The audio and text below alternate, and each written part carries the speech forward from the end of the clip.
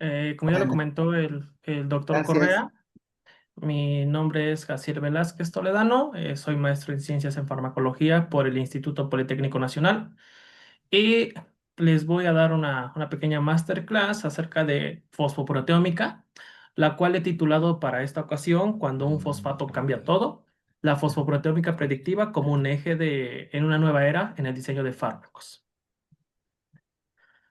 Si desean llevar el curso completo con nosotros, está abierto próximamente el 24 de noviembre de 2025, donde se trabajarán 5 unidades, comenzando con conceptos básicos de la fosfoproteómica. En la unidad 2 se trabajará la predicción de fosforilación. En la unidad 3 se estará trabajando con un visualizador, en este caso es de libre acceso, es de los más utilizados a nivel mundial, que es PyMol. Para la unidad 4 se realizará una fosforilación, en este caso en una proteína. Podemos hacerlo en una, dos, tres proteínas, dependiendo de cómo vayan tomando el curso. Y finalmente, la unidad 5 se evaluará la influencia de las fosforilaciones en los distintos acoplamientos. Durante esta sesión trabajaremos 3 puntos importantes. Hablaremos únicamente acerca de la introducción a la fosforilación de proteínas. Se realizará una pequeña práctica donde a través del uso de herramientas de predicción con un ejercicio práctico vamos a encontrar sitios posibles de fosforilación en una proteína y finalmente trabajaremos con algunas aplicaciones y perspectivas futuras de la fosfoproteómica. Bien. Para comenzar con esta sesión es importante que definamos qué es la proteómica. La proteómica como tal va a ser aquella rama de la biología que se va a encargar del estudio de las proteínas de un organismo, sea una célula, sea una bacteria, sea un organismo de nivel superior, un ser humano, un perro, sea un chimpancé, una rata, etcétera. Estudiar las proteínas, su estructura, función, regulación, así como también las expresiones de las mismas, ¿vale? Por lo tanto, el proteoma derivado de la proteómica va a ser todo aquel conjunto de proteínas que un organismo va a producir o modificar. Como ya sabemos, las proteínas están en todas las células, están en todo nuestro cuerpo, básicamente, teniendo 4 niveles estructurales. El nivel primario, que se caracteriza principalmente por ser una secuencia lineal de aminoácidos, una estructura secundaria donde nosotros ya tenemos las conformaciones alfa hélice, beta plegadas. Finalmente, estructuras terciarias, donde ya predominan algunos puentes salinos, puentes disulfuro que nos permiten esta estructura tridimensional de la proteína y finalmente una estructura cuaternaria donde ya las proteínas pueden generar interacciones con otras proteínas para la formación de dímeros, trímeros o tetrámeros, por ejemplo. Bien, dentro de las funciones principales que tienen las proteínas están la formación de tejidos, tenemos también funciones enzimáticas. Gran parte de las proteínas actúan como enzimas dentro de un organismo como hormonas, tal es el caso, por ejemplo, de la insulina. Tenemos algunos mensajeros que van a actuar dentro de cascadas de señalización, factores de transcripción que van a translocar al núcleo y van a activar de esta manera la transcripción de determinados genes. Van a actuar como transporte, por ejemplo, en las membranas plasmáticas o también como defensa, en este caso, por ejemplo, con el sistema inmunológico a través de las inmunoglobulinas. Recordando un poquito acerca de la estructura que tienen las proteínas, nos vamos a los monómeros, a esos ladrillos que van a construir a nuestra red de proteínas. Recordando que estos monómeros, estos ladrillos que van a dar origen a una proteína, van a ser los aminoácidos. Aminoácido, una estructura, una molécula orgánica compuesta por un grupo amino, por un grupo carboxilo, así como también por una cadena lateral R y un hidrógeno. Estos, como les menciono, son las bases de las proteínas. Van a ser esos monómeros que van a generar una proteína. Del lado derecho vemos los aminoácidos que pues ya normalmente conocemos, la alanina, arginina, glutamina, glicina, histidina, etcétera. Bien, ¿por qué es importante empezar a trabajar con todo esto, con los aminoácidos, con las proteínas? Pues justamente la fosfoproteómica va a estudiar la fosforilación de las proteínas. ¿Pero dónde se fosforila una proteína? En el aminoácido. ¿Qué aminoácidos pueden fosforilarse? Los principales aminoácidos a fosforilarse son serina, treonina y tirosina. Esto debido a que su cadena lateral R posee un grupo hidroxilo, como podemos observar en cada una de ellas en el recuadro de color rojo. Nuevamente recordando para cada una de estas estructuras su grupo carboxilo y su grupo amino, así como también el hidrógeno que tienen. Entonces, esta cadena lateral con un grupo hidroxilo va a ser lo que le va a permitir la adición de un grupo fosfato. ¿A qué? Al aminoácido. Aquí, como podemos ver, de igual manera, tenemos nuevamente estas estructuras y el grupo fosfato para que lo conozcamos. Tenemos, en este caso, nuestro átomo central rodeado de 4 oxígenos, tres de ellos con carga negativa. ¿Cómo se lleva a cabo esta fosforilación de los aminoácidos de manera biológica? Aquí les muestro un pequeño esquema donde a partir de una serina que podemos ver a la mitad de la diapositiva, generamos la fabricación, o en este caso la fosforilación, de una fosfoserina. ¿Por qué? Nuevamente regresamos a la estructura inicial donde recordamos que tenemos a nuestro carbono unido a nuestro ácido carboxílico, a nuestro grupo amino y nuestra cadena lateral R con nuestro grupo hidroxilo. Bien, pues justamente en esta parte se va a llevar a cabo la adición del grupo fosfato mediante una sinasa. Una sinasa, recordemos, también es una proteína que se va a encargar de fosforilar a otras proteínas, es decir, de llevarles un grupo fosfato. Entre las sinasas tenemos varias y yo creo que conocen ustedes distintas a través de cascadas de señalización, tal es el caso de PKA, la proteína de sinasa E, PKC, GCK3 beta, CDK5. Hay un sinfín de sinasas que se encuentran activas biológicamente en nuestro cuerpo. Bien, pero ¿por qué es importante esta parte en la cual hablamos de fosforilaciones y como tal estas modificaciones posttraduccionales en las proteínas? Bien, actualmente se ha encontrado que son, son como un interruptor de la actividad biológica de las mismas. ¿Por qué? Porque en algunas ocasiones, cuando una proteína se fosforila, puede cambiar la señalización celular. Es decir, cambiar, por ejemplo, de ubicación de manera intracelular. Puede estar, en este caso, el retículo endoplásmico se fosforila y se traslada hacia membrana plasmática. Puede encontrarse en un organelo e irse a otro, así como también formar distintas interacciones con otras proteínas. Va a actuar como un interruptor reversible de encendido y apagado. Hay muchas proteínas de igual manera que tienen que fosforilizarse para ya sea activarse o inactivarse y de esta manera participar en sus respectivas cascadas de señalización. De igual manera, dentro de lo mismo, podemos observar que gran parte de las proteínas regulan su actividad enzimática mediante la fosforilación. Esto debido a que usualmente una proteína, en este caso enzima, puede encontrarse activa a un nivel basal, pero cuando se fosforila puede incrementar su actividad un 60, 70, 80%, 200%, dependiendo de qué enzima se trate y de qué modificación se lleva a cabo. Y finalmente también mencionar, pues que directamente la fosforilación de una proteína puede regular la transcripción génica, debido a que en algunas ocasiones estas proteínas pueden activarse mediante fosforilaciones y traslocar al núcleo para finalmente participar dentro de la transcripción. Como podemos observar entonces, la fosforilación va a ser un lenguaje molecular que va a traducir señales químicas en respuestas biológicas. Va a ser ese interruptor de encendido o apagado que nos va a permitir que nuestras proteínas puedan adoptar determinada conformación, así como determinada actividad.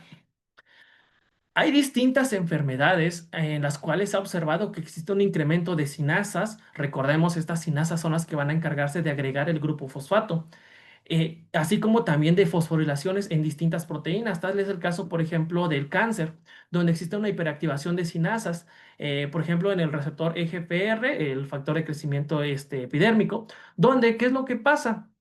Para que esta vía se active, este es un receptor tirosina, justamente para que eso se active, necesita haber un ligando. Cuando un ligando llega, existe una fosforilación cruzada, donde la subunidad derecha fosforila a la subunidad izquierda, la izquierda a la derecha. ¿Y qué es lo que pasa con esto? Pues se viene una cascada de señalización donde terminamos en crecimiento celular, así como también en migración. ¿Qué creen que es lo que pasa? Se ha descrito, en este caso en 2021 por Abúcar y colaboradores, que hay ocasiones en las que no se necesita de un ligando. Simplemente como existe una hiperactivación de las sinasas durante esta patología, este grupo fosfato ya se encuentra aquí anclado, a pesar de que no se ha colocado por el dímero. Ahora bien, al encontrarse colocado ya va a estar activo nuestro receptor y va a empezar a generar señales de manera intracelular para el crecimiento celular, así como también para la migración. Se ha visto también que, por ejemplo, durante el cáncer existe una fosforilación en AKT. Cuando AKT se fosforila, va a bloquear esta vía, la vía de PI3K beta, la cual normalmente se encuentra regulada para llevar a cabo una apoptosis. Pero al bloquear esta vía, ya no se va a llevar a cabo la translocación al núcleo de FOXO y finalmente va a generar supervivencia celular. ¿Por qué? Porque estamos bloqueando la vía apoptótica de las células. Hay otra enfermedad en la cual también se ha reportado una hiperfosforilación de proteínas, la cual es la enfermedad de Alzheimer. Recordemos, en esta enfermedad, pues es una enfermedad neurodegenerativa, en la cual pues los pacientes usualmente tienden a olvidar las cosas, tienden a generar muerte neuronal. Pero ¿por qué pasa esto? De igual manera existe una desregulación de las sinasas a nivel cerebral, como tal es el caso de GCK3 beta. GCK3 beta va a ser la principal sinasa encargada de fosforilar a tau. Tau normalmente es una proteína que se encuentra en el citoesqueleto de las células y pues va a permitir el correcto tráfico intracelular. Pero ¿qué es lo que pasa? Cuando GCK3 beta se encuentra pues en mayor cantidad, se encuentra hiperactiva, va a fosforilar a tau. Y cuando tau se fosforila, ya no va a permitir ese correcto tráfico intracelular, sino que va a empezar a formar ovillos, va a empezar a generar esta especie de agregados dentro de las células que van a impedir la correcta comunicación, así como también la salida de neurotransmisores. Por otro lado, también se ha observado que GCK3 beta afecta directamente a una proteína, a beta secretasa 1. Esta beta secretasa es la responsable de la fabricación de las placas beta amiloides. Estas placas amiloidogénicas también se van a producir durante la enfermedad de Alzheimer y van a fungir como una especie de paredes que van a impedir que una neurona pueda comunicarse con otra. Entonces, ¿qué es lo que pasa? Que cuando GCK3 beta se encuentra activa en el cerebro debido a la enfermedad de Alzheimer, beta secretasa 1 aumenta su actividad hasta un 60-70%. Por lo tanto, en comparación con un cerebro normal, va a empezar a producir y va a producir paredes de tal manera que las neuronas ya no van a lograr comunicarse tampoco. Bien, también tenemos otra patología, tenemos la enfermedad del Parkinson. En el Parkinson también existe una hiperfosforilación, en este caso de una proteína llamada alfa-sinucleína, que se encuentra principalmente pues también en las neuronas. ¿Qué es lo que pasa? Cuando esta proteína, así como durante la enfermedad de Alzheimer, se fosforila, en este caso por estas sinasas, en el residuo de serina 129, puede llegar a formar cuerpos de Lewy, los cuales también van a impedir correctamente la neurotransmisión. Como podemos ver hasta el momento con esas tres patologías, con la parte proteómica que trabajamos al inicio, también hablando un poquito acerca de los aminoácidos y quiénes pueden fosforilarse y quiénes no lo hacen, es importante llegar a este punto ya de la fosfoproteómica, la cual nos va a vincular la proteómica que ya vimos, donde estudiamos a las proteínas, su expresión, su función, etcétera, con las posibles fosforilaciones que existen en cada una de ellas. Bien, la fosfoproteómica se va a encargar de eso, del estudio global de las proteínas fosforiladas en un sistema biológico. ¿A través de qué? De la identificación de distintos sitios de fosforilación, cuantificar los niveles de fosforilación. ¿Por qué? Porque se ha reportado, por ejemplo, que con distintas patologías hay pacientes que tienen un mayor nivel de fosforilación, lo cual lo lleva a avanzar más rápido en las distintas patologías, así como también comprender el impacto que tienen estos grupos fosfatos, estas fosforilaciones, en procesos celulares y enfermedades. El punto importante aquí y por lo cual se imparte este curso es que actualmente ya se está tomando un poquito en cuenta, sin embargo, en muchas ocasiones se omite tomar en cuenta este tipo de fosforilaciones para la evaluación de nuevos compuestos. Se diseña un fármaco para Alzheimer, se diseña un fármaco para Parkinson, se diseña un fármaco para cáncer, pero cuando se realizan todos estos ensayos, nunca se toman en cuenta las fosforilaciones. Estas fosforilaciones que nos pueden llevar a cambios energéticos en la proteína, cambios conformacionales o generar inclusive impedimento estérico con respecto a que el fármaco no pueda alcanzar la diana farmacológica. Bien, vamos a hacer una pequeña práctica. Ya la tengo aquí totalmente en las diapositivas para que podamos irla llevando más rápido y vean un ejemplo de una práctica común que se realiza durante este curso. En esta práctica vamos a realizar la predicción de sitios de fosforilación en una proteína. ¿En qué proteína vamos a trabajar hoy? Vamos a trabajar con la alfa-sinucleína, que recordemos previamente era acerca del Parkinson. Bien, con el predictor online que vamos a trabajar es MusicDeep. MusicDeep se basa en un aprendizaje profundo, es decir, aprende de lo que ya se le dio, así como también de algunas otras bases de datos y de cómo poco a poco, conforme distintos investigadores buscan o generan nuevo conocimiento con respecto a fosforilaciones conocidas, con respecto a nuevos sitios de fosforilación, pues justamente el programa lo que hace es identificarlas y trasladarlas a las proteínas que nosotros queremos, en este caso, por ejemplo, predecir si tiene más sitios de fosforilación. Esto mediante la utilización de redes profundas y como tal el análisis de secuencias de proteínas para predecir posibles sitios de fosforilación.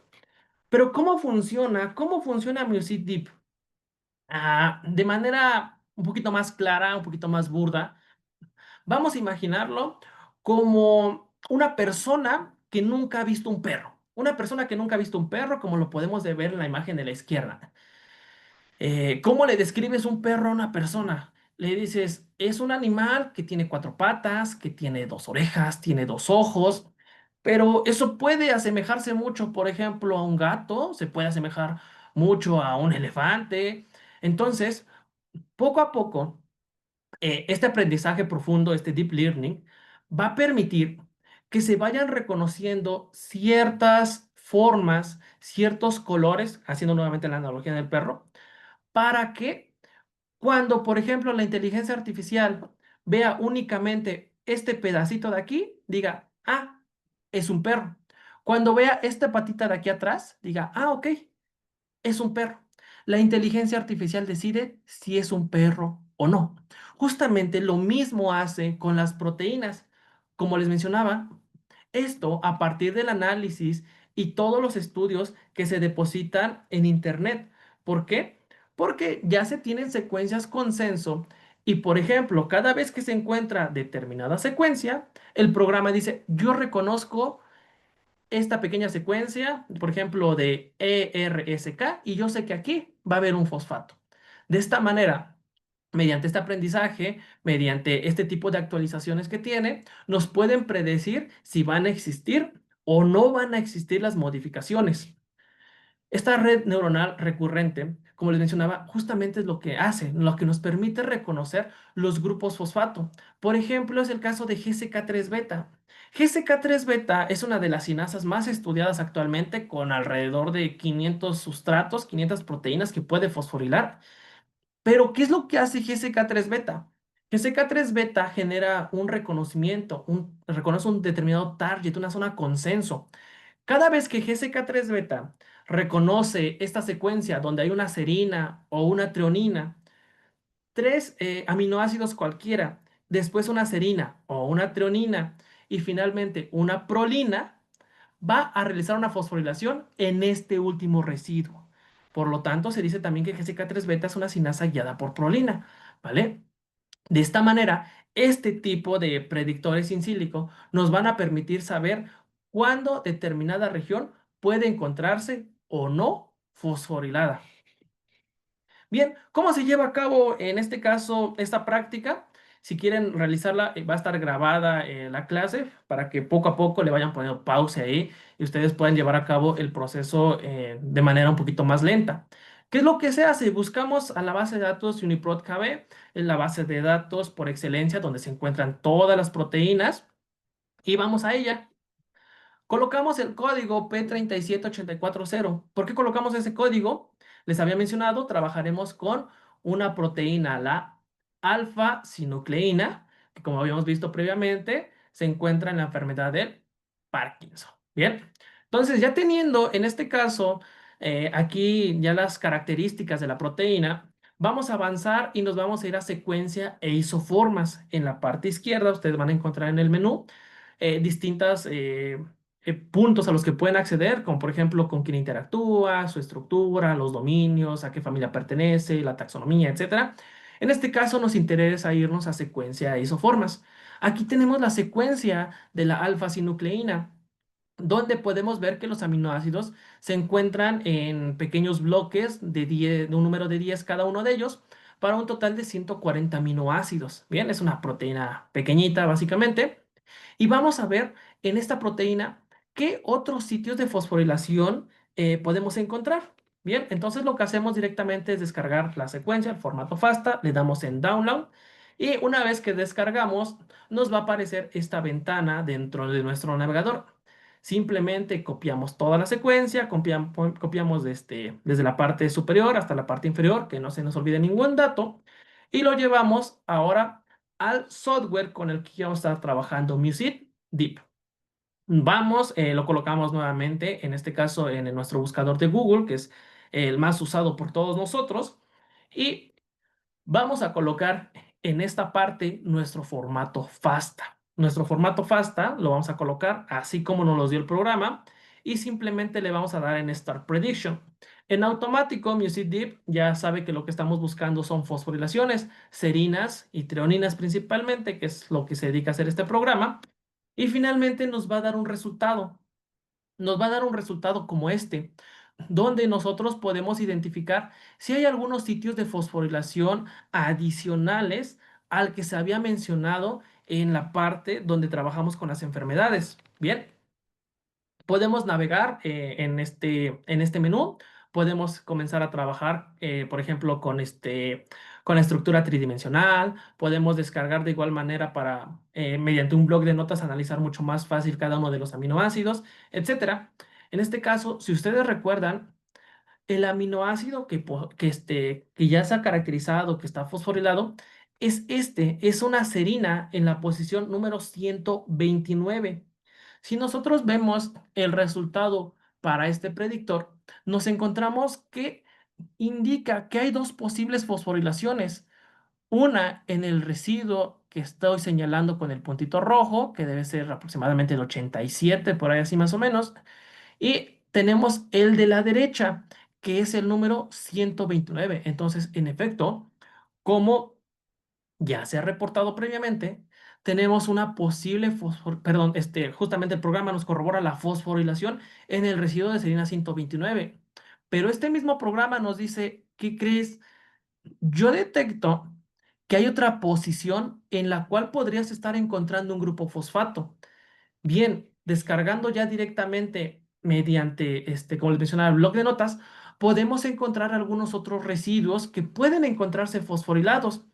Como les había dicho, miren, sí, justamente era el 87, donde una serina puede encontrarse fosforilada con un score de 0,84. La mayoría de estos programas, hay muchos más, hay alrededor de 15, 20 programas que nos permiten predecir fosforilaciones, únicamente les estoy hablando de uno. Todos estos programas nos asignan scores de 0 a 1, que equivale de 0 a 100%, donde 1 es el 100% de probabilidad de que exista un grupo fosfato en ese lugar, y 0 pues es que existe 0% que nunca va a existir ahí. Bien, como sabemos, la probabilidad siempre nos indica una cierta posibilidad, pero no podemos tener una probabilidad del 100%. Por lo cual, en este caso, a pesar de que la Serena 129 ya ha sido caracterizada, nos da un score de 0,849. Es decir, existe un 84,9% de posibilidad de que en esa posición exista una fosforilación. Adicional, el programa nos dice, en la posición 87 también tienes un 84% de probabilidad de que se fosforile. Y si nos vamos un poquito más a otros resultados, nos dice, por ejemplo, en serina, posición número 9, existe un 27% de probabilidad. Por ejemplo, en treonina, número 75, existe un 14,9% de probabilidad. Y es aquí donde nosotros empezamos a jugar, donde nosotros empezamos a jugar y empezamos a ver si en verdad puede existir una modificación ahí o no puede existir. Y también para ello es importante saber que no nada más nos tenemos que quedar con uno de los predictores, nos tenemos que basar en tres, en cinco, en siete predictores. ¿Por qué? Porque si siete predictores me están diciendo que posiblemente esta modificación en Serina 87, que fue adicional a la que ya se ha reportado, existe, pues uno puede empezar a inferir que posiblemente sí exista esta modificación. Entonces, como les menciono aquí, únicamente tenemos una predicción probabilística basada en patrones aprendidos. No es que esto ya sea 100% comprobado, simplemente a partir de determinado aprendizaje que tiene nuestro Music Deep, nos dice, nos infiere que posiblemente tenemos otras regiones de reconocimiento. Con todo ello, ¿por qué la fosfoproteómica es fundamental en el estudio de las enfermedades? Como ya vimos previamente, la fosfoproteómica es importantísima. Hay muchísimas cascadas de señalización que se basan principalmente justo en eso, en la fosforilación y desfosforilación de la proteína. Como vimos también, las fosforilaciones van a modular esa actividad que tienen las proteínas, así como también su localización intracelular. Tenemos el caso, por ejemplo, de beta secretasa 1, que cuando se fosforila en el residuo de esterina 498, pasa de Golgi a membrana celular. También es importante, y es un punto que se está estudiando también actualmente, acerca de las firmas proteómicas, es decir, conocer cuál es el fosfoproteoma para determinada patología o cómo se fosforila una proteína cuando se tiene la predisposición o está encaminada una persona a desarrollar una enfermedad. Por lo tanto, estas fosforilaciones pueden permitir el diagnóstico temprano de enfermedades. Asimismo, la identificación de distintos sitios de fosforilación pueden también mejorar la selectividad de los inhibidores. Como les mencionaba también, es importante saber que en algunas ocasiones por impedimento estérico, por relaciones de carga, los inhibidores no llegan a su sitio activo. ¿Por qué? Justamente por la interacción o por la afectación de estos grupos fosfato. Entonces, ¿una fosforilación afecta el reconocimiento de un inhibidor? Sí, sí, afecta el reconocimiento de un inhibidor. ¿De qué manera? Como les mencionaba, en cuanto a carga y energía. En algunas ocasiones, el hecho de que un grupo fosfato, por ejemplo, llegue y se coloque directamente en la cadena lateral, en el grupo hidroxilo, genera un rompimiento de puentes de hidrógeno, porque posiblemente ese grupo hidroxilo estaba formando un puente de hidrógeno para formar una estructura secundaria, una estructura terciaria. Entonces podemos generar un rearreglo conformacional y ya no tener una estructura alfa hélice o una beta plegada.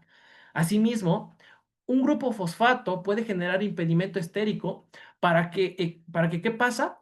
Cuando llega un inhibidor al sitio activo, debido a que el grupo fosfato se encuentra en una posición inadecuada o no propia para que pueda ingresar el inhibidor al sitio activo, pues no va a poder entrar, no va a poder alcanzar su diana farmacológica. Finalmente, también recordar que la fosforilación en algunas ocasiones al activar o inactivar enzimas genera cambios conformacionales dentro de las mismas proteínas. Por lo tanto, también es muy importante tomar en cuenta estas fosforilaciones al momento de realizar un inhibidor nuevo. Finalmente mencionar que Kyle y colaboradores en un estudio realizado eh, justamente también nos indicaron que cuando una fosforilación se encuentra en una proteína, existe una alteración de hasta una distancia de 12 Armstrongs. Esto lo realizaron utilizando 439 proteínas a las cuales les acoplaron diferentes inhibidores con fosforilaciones, sin fosforilaciones, para las proteínas, etcétera. ¿Y qué es lo que encontraron? Que cuando un grupo fosfato se encontraba a menos de 12 Armstrongs del sitio de unión, existía una afectación directa debido a la carga de energía, así como también a un pequeño cambio conformacional en regiones cercanas al grupo fosfato. Bien, con todo esto nos damos cuenta de que las aplicaciones de la fosfoproteómica son enormes, son bastante variadas. Por ejemplo, la identificación de sitios de fosforilación. Actualmente la identificación de sitios de fosforilación nuevos de manera experimental se realiza principalmente mediante análisis de UHPLC masas. Sin embargo, el generar este tipo de estudios muchas ocasiones también nos genera más trabajo, nos genera gasto de recursos y de tiempo, porque siempre hay que estar realizando enriquecimientos de fosfopéptidos, hay que ver si nuestra proteína está pura, si no se nos fue en la columna, si no se nos fue en el eluyente, etcétera. Entonces, la utilización de estos predictores, como se trabajan en el curso, nos permiten también llevar, en este caso, una visión más dirigida para cuando se realice un análisis ya experimental, para ahorro de recursos principalmente. Asimismo, también dentro de la fosfoproteómica, podemos caracterizar redes de señalización celular, evaluar interacciones proteína-proteína o proteína-ligando con este tipo de grupos fosfato, como lo podemos ver del lado derecho, donde en el grupo de investigación donde estamos trabajando ya hemos realizado estas adiciones de los grupos fosfato y evaluado el cambio conformacional de las proteínas mediante justamente ensayos de dinámica molecular, así como también evaluamos mediante docking molecular, proteína-proteína o proteína ligando, cómo estos grupos fosfato generan un cambio en el reconocimiento de los ligandos. La fosfoproteómica también permite la identificación de alteraciones, de generar patrones de fosforilación asociados a distintas patologías, como vimos, cáncer, diabetes, Alzheimer, Parkinson, etcétera, donde justamente existe esta desregulación de sinasas y como tal un cambio en el fosfoproteómico. Ahora, también la fosfoproteómica tiene como base o como aplicación el diseño de fármacos dirigidos, puede ser por ejemplo a sinasas. Si no queremos directamente vernos afectados por el grupo fosfato, vamos e inhibimos la sinasa que añade el grupo fosfato a la proteína de interés. Así como también, finalmente, el estudio de dinámicas espaciotemporales, donde modelos computacionales también nos permiten analizar cómo estas fosforilaciones van a cambiar en respuesta a estímulos externos. Como perspectivas para el estudio del fosfoproteoma a nivel nacional y como tal dentro de la investigación a nivel mundial, es importante esta ciencia debido a que combina distintos datos de fosfoproteómica, genómica, transcriptómica, para construir modelos más completos de la regulación celular, para comprender de manera más precisa o con mayor profundidad por qué se llevan a cabo estas distintas cascadas de señalización, por qué se ven alteradas o por qué distintas patologías se están llevando de otra forma. Esto también nos permite la medicina personalizada, debido a que los datos fosfoproteómicos nos permiten identificar también si las terapias son adecuadas o no son adecuadas para determinados pacientes. Y finalmente, la expansión de la fosfoproteómica a diferentes organismos. Siempre ha trabajado y siempre se ha observado el uso de ratones o ratas como organismos modelo, pero un punto importante es, ¿estos animales tienen el mismo fosfoproteoma que nosotros? Es importante también empezar a dilucidar este tipo de cuestiones. ¿Por qué? Porque simplemente en muchas ocasiones para en la investigación, el diseño de nuevos fármacos, se toma en cuenta que pues el organismo se parece, o es un organismo modelo ya utilizado, pero tal vez la proteína que nosotros queremos inhibir, tal vez la proteína que es de nuestro interés, no tiene el mismo fosfoproteoma en una rata que en un ratón, o en este caso que en el humano.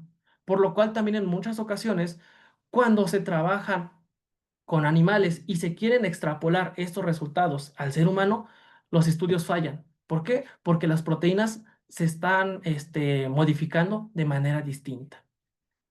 Bien, si les gustó esta masterclass, me gustaría que me acompañaran a partir del 24 de noviembre, directamente ya en el curso completo, donde trabajaremos desde las bases desde la fosfoproteómica, conoceremos distintas herramientas que nos permiten predecir grupos fosfato adicionales a los que ya se conocen, vamos a realizar fosforilaciones de proteínas y también vamos a ver cómo de manera in silico estas fosforilaciones afectan el reconocimiento por los inhibidores, por ejemplo, o cómo se ve este cambio con respecto a otras proteínas.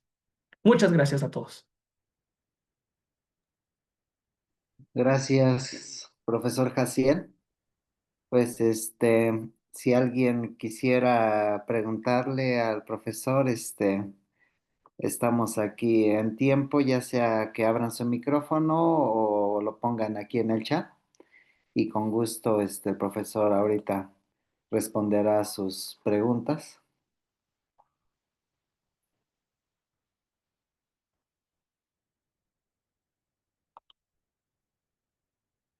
con toda confianza, abran, sí, Denis, adelante, por favor. Hola, buenas noches. Mi duda es respecto a lo que mencionó de cómo los fármacos pueden entrar por la barrera, o bueno, en la barrera hematoencefálica. Am, ok. ¿A qué te refieres con cómo los fármacos pueden atravesar barrera hematoencefálica? Usualmente un fármaco para que logre atravesar barrera hematoencefálica tiene que ser altamente liposoluble. Entonces, de esa manera, pues es muy sencillo que pueda cruzar y pueda alcanzar, por ejemplo, alguna diana farmacológica que se encuentre en el cerebro. Ujú.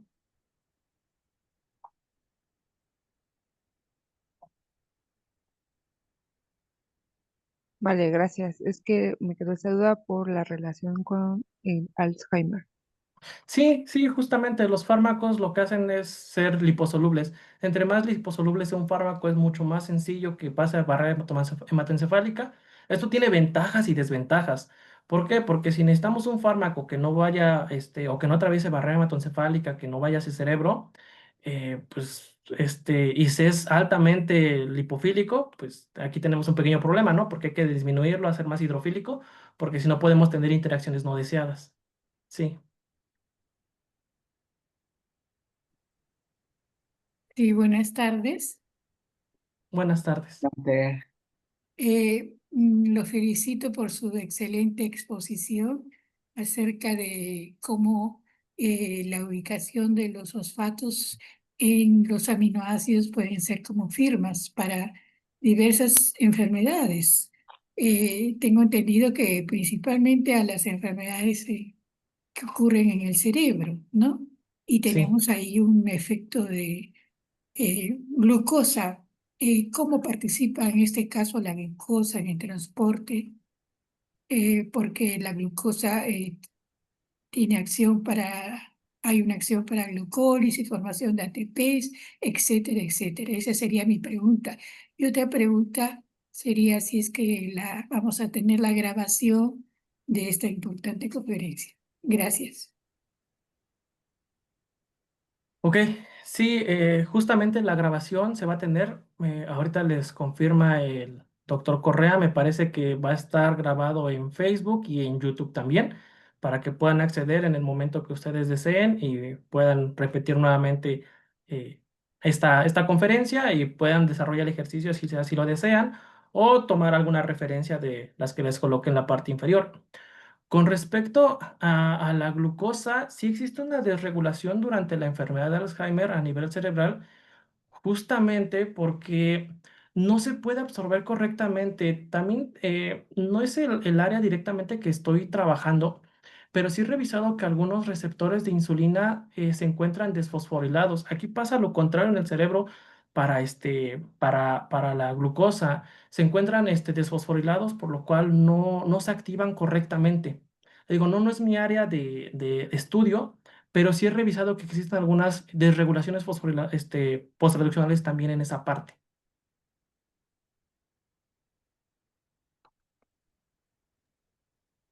Bien, muchas gracias. Ojalá se Sí, pueda profundizar en estos temas tan interesantes de la sí, bioquímica y de redes de proteínas, ¿no? sí, gracias. Buenas tardes. Buenas Este, tardes. disculpa, entonces, ¿no tendrás alguna recomendación de lectura, por ejemplo, un artículo donde se haya trabajado con esta fosfoproteómica in silico para ver cómo es la línea de trabajo en sí, de cómo se trabaja estos estudios en computadora? Sí, hay como tal para fosfoproteína en sílico. De hecho, nosotros tenemos un trabajo. Si gustan buscar directamente mi nombre, voy como a este autor o el del doctor Correa. Tenemos uno donde utilizamos 7 distintos para evaluar sitios de fosforilación adicionales en la enfermedad de Alzheimer. Asimismo, tenemos algunos aquí de las referencias que les fui colocando por si gustan revisarlas también, ya propiamente cada una de ellas donde sí llevan a cabo un proceso en el cual recomiendan, por ejemplo, utilizar este predictor, nos vamos hacia otro. eh, la actualización es muy importante con respecto a eso. Como les mencionaba, son redes que van incrementando o se van abasteciendo con el tiempo. Bien, entonces muchas veces lo que sucede es que cuando se hace una predicción y nuevamente se quiere hacer 2 o 3 años después, hay sitios nuevos. Y eso es algo que pasa muy frecuentemente. ¿Por qué? Porque existe el descubrimiento de nuevas regiones consenso para las diferentes sinasas. Entonces, también es importante esa parte donde no únicamente nos quedemos con un estudio o nos quedemos con una evaluación que se realizó en 2020, por ejemplo. Si se puede actualizar a un 2025, próximamente un 2026, sería lo ideal. ¿Por qué? Porque ya tenemos en este caso nueva información con respecto a regiones consenso o a proteínas que se pueden fosforilar por distintas sinasas. Bien, y sí, cada uno de estos predictores de igual manera tienen su manual dentro de su paper, donde pueden aprender a utilizarlos. Y les digo, la manera más sencilla, si quieren, tomamos el curso, les voy explicando cuál es el código que tiene cada uno de ellos, por qué utilizarlo, por qué no utilizarlo, desde cuándo se tiene como tal en la red. Algunos han ido desapareciendo justamente también, ¿por qué? Porque se ha encontrado que no generan actualización o muchas de las ocasiones las modificaciones que predicen no son correctas. También hay artículos sobre ello donde nos indican algunos que no tenemos que tomar en cuenta. ¿Por qué? Pues justamente están dando datos erróneos. Y entonces les menciono, hay una investigación profunda que hay que realizar con respecto a todo eso, también para poder validar cierto sitio y decir, este es confiable y este no es confiable.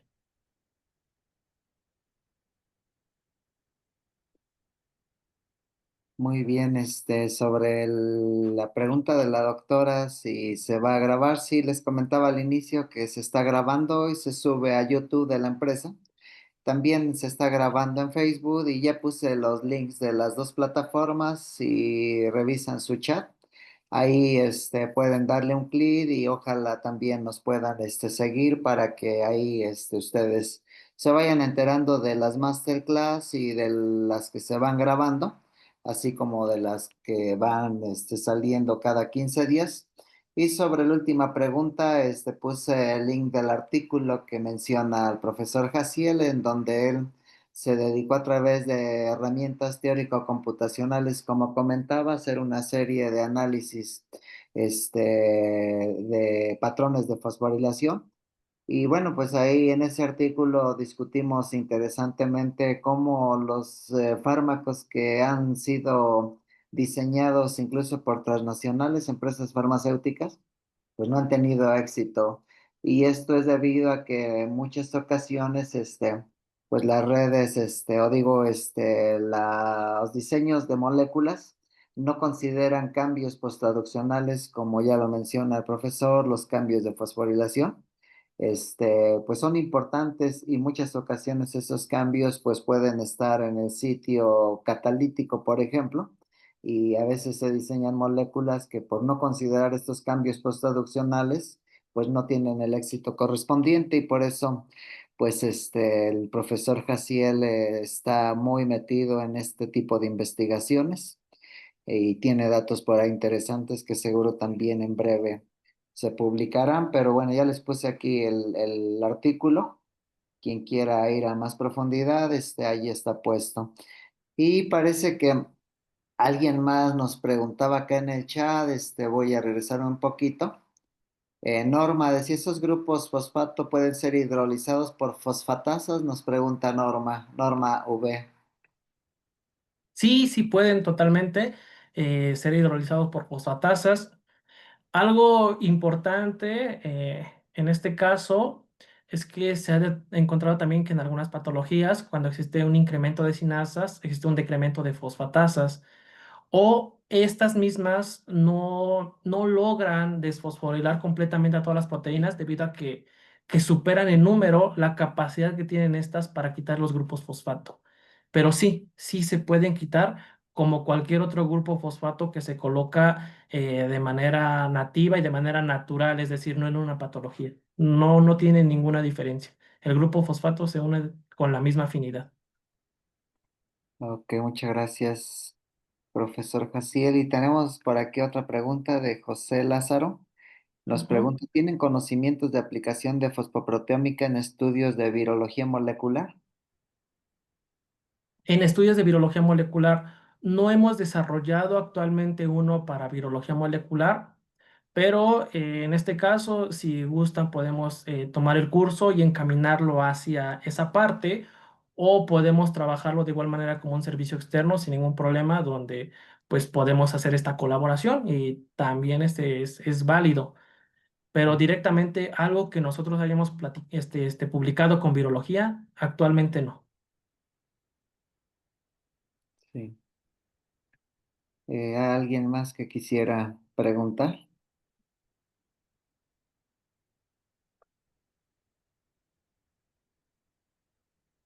Pues bueno, ya quien quiera, volver otra vez a repasar la clase, ya les comenté, queda en Facebook.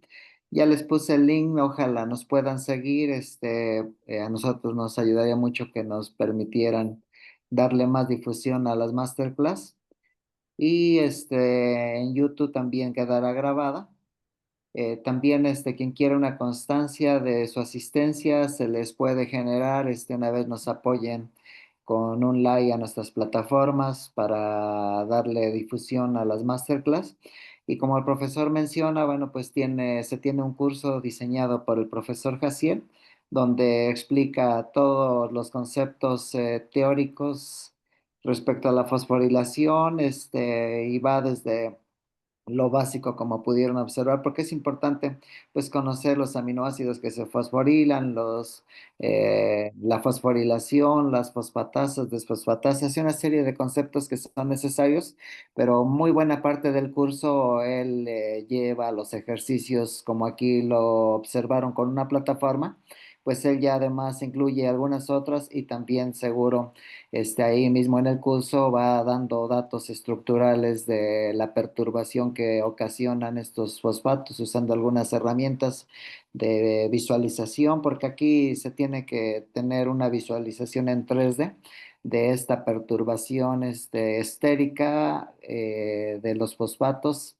en los sitios correspondientes, sobre todo en las cavidades que reconocen ligandos o hay interacción proteína-proteína y estos cambios posttraduccionales pues son muy importantes y representan un porcentaje muy alto a nivel de las células, son casi como pues digamos que las casetas de las carreteras, pero aquí a nivel intracelular, a nivel de las vías de señalización intracelular. Y mucho que aprender sobre esto y sobre todo que esto se viene enriqueciendo, como ya lo mencionaba el profesor Jaciel, con estudios de proteómica y algunos otros estudios por ahí complementarios, pero estos de proteómica por UHPLC masas, pues son tecnologías no tan recientes, pero que vienen enfocándose importantemente, sobre todo en los cambios posttraduccionales y la fosforilación no es la excepción.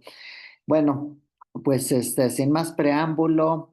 Antes de cerrar, le vamos a pedir al profesor Jaciel nos dé un número, pero también quisiera comentarles que tenemos nuestra próxima masterclass donde hablaremos del modelado de farmacóforos. Y es que el modelado de farmacóforos es muy, muy importante y sobre todo si se consideran los cambios posttraduccionales como la fosforilación. En el modelado de farmacóforos tienes que tener toda esa información tridimensional a la mano para que así puedas modelar farmacóforos, ya sea basado en estructura de ligando o de proteína.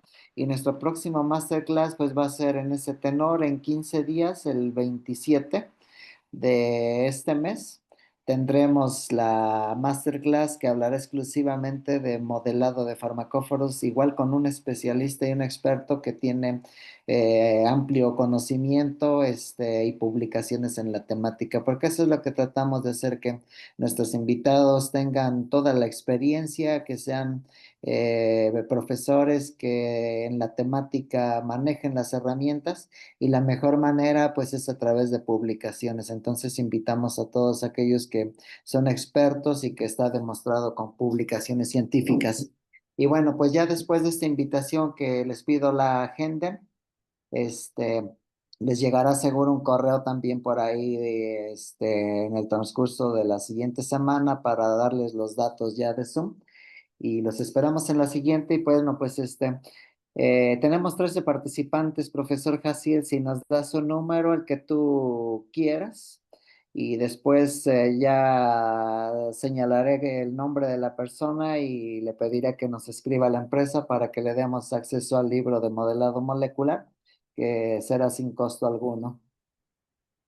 Ok, mm, a ver, el 3, no sé quién sea el 3. Bueno, vamos a ver el 3. Tenemos entonces que es Denis Lara. Entonces, Denis Lara, te vamos a pedir que mandes un correo a la empresa para que te den acceso a un curso asincrónico, el cual tiene un libro ahí incluido. Y bueno, pues que lo disfrutes y pues los esperamos a todos ustedes en la próxima masterclass. Y pues muchas gracias, profesor Jaciel, por tu tiempo, por tu explicación, concreta, muy clara. Te agradecemos mucho. También en breve te haremos llegar, tu constancia de participación. Y a todos, pues igualmente gracias por su asistencia y que tengan buena noche. Perfecto, buenas noches a todos, gracias. Gracias, hasta luego. Muchas gracias, buena noche. Buenas noches. Gracias. Hasta Buenas luego. noches.